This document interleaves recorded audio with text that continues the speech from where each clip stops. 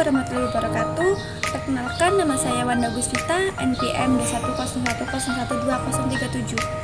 Baiklah, di sini saya akan menjelaskan tentang materi saya yang berjudul yang pertama, penulisan Al-Quran pada masa Rasulullah. Yang kedua, penulisan Al-Quran pada masa Abu Bakar. Dan yang ketiga, penulisan Al-Quran pada masa Utsman bin Affan. Pertama, penulisan Al-Quran pada masa Rasulullah.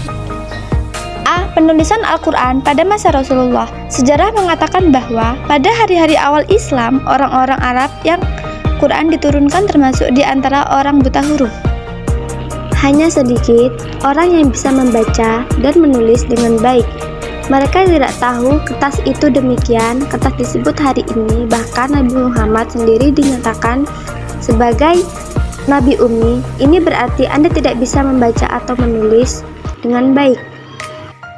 Dengan demikian, pada saat diturunkannya Al-Quran, Rasulullah menganjurkan supaya Al-Quran itu dihafal, dibaca selalu, dan diwajibkannya membacanya dalam sholat. Sedangkan untuk penulisan Al-Quran, Rasulullah SAW mengangkat beberapa orang sahabat yang bertugas merekam dalam bentuk tulisan semuanya wahyu yang diturunkan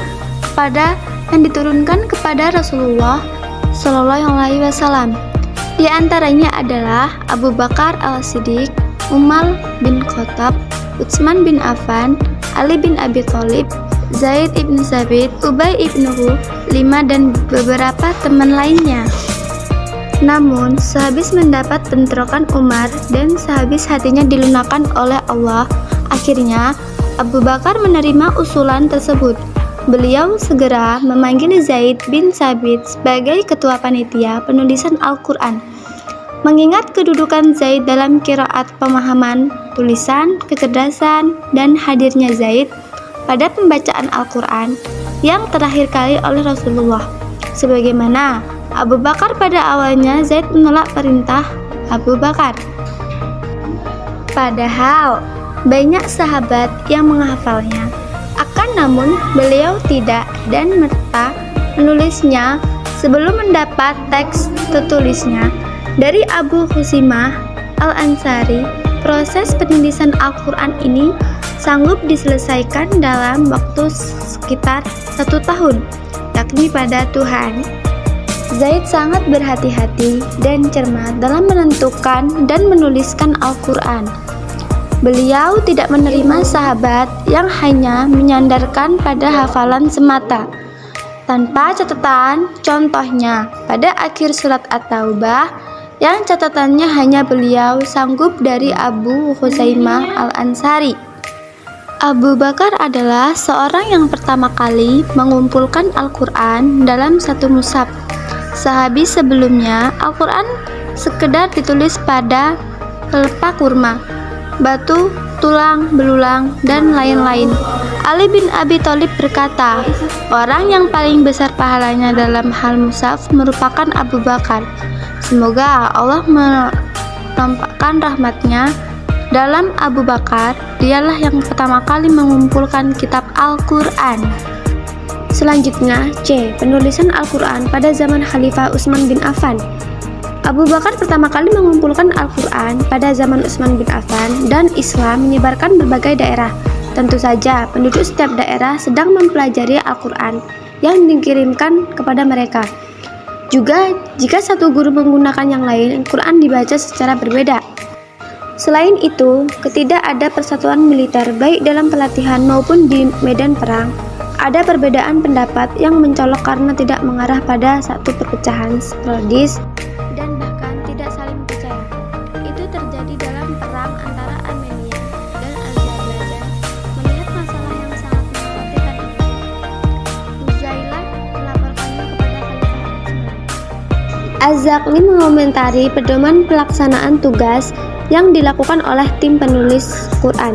Jangan menulis apapun di mushaf kecuali jika Anda yakin itu adalah puisi dari Al-Quran yang dilantunkan oleh Nabi pada saat pengadilan terakhir Jibril. Teks ini ditulis tanpa titik atau cercaan untuk mengkonfirmasi bahwa tujuan tanda Al-Quran telah diturunkan. Lafaz baca dalam sekali scan ditulis dalam format yang unik, sedangkan lafaz baca dengan bacaan yang berbeda ditulis dalam format yang berbeda untuk setiap naskah. Quran diturunkan dalam Quran, jadi saya memutuskan untuk menggunakan Quran. Utsman menetapkan kriteria penulisan sebagai berikut. Nasrani itu wajib mutawatir, bukan ahad, mengabaikan kitab suci yang dibaca dalam teks dan menganggap bahwa kitab suci sebelumnya dibacakan kembali di depan Nabi pada saat terakhir. Struktur huruf pada saat ini tidak sesuai dengan misalnya penggunaan waktu Abu Bakar. Utsman bin Affan menyatakan bahwa manuskrip yang didistribusikan memenuhi persyaratan sebagai berikut. Tidak tertulis dari riwayat hari Minggu, jelas harus mutawil. Almarhum Muhammad kronologi surat dan puisi yang dikenal saat ini tidak setuju dengan penggunaan naskah Abu Bakar. Komposisinya tidak sesuai dengan naskah Utsman bin Affan.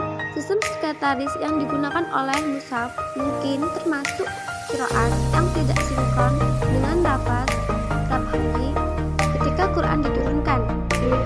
Adapun yang bukan mushaf, Al-Quran akan dihapus. Naskah yang ditulis pada masa Utsman bin Affan tidak memiliki vokal, sehingga tampilan titik dapat terbaca dengan kesalahan satu qiraat.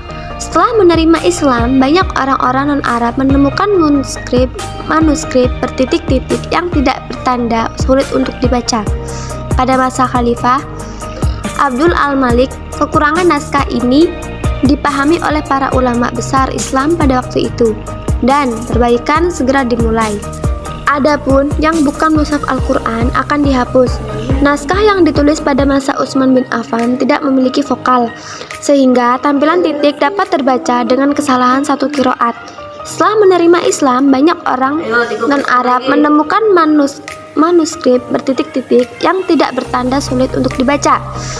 Pada masa Khalifah Abdul al-Malik, kekurangan naskah ini dipahami oleh para ulama besar Islam pada waktu itu, dan perbaikan secara dimulai. Baiklah, sekian dari penjelasan dari saya. Saya akhiri. Wabillahi taufiq hidayah. Wassalamualaikum warahmatullahi wabarakatuh.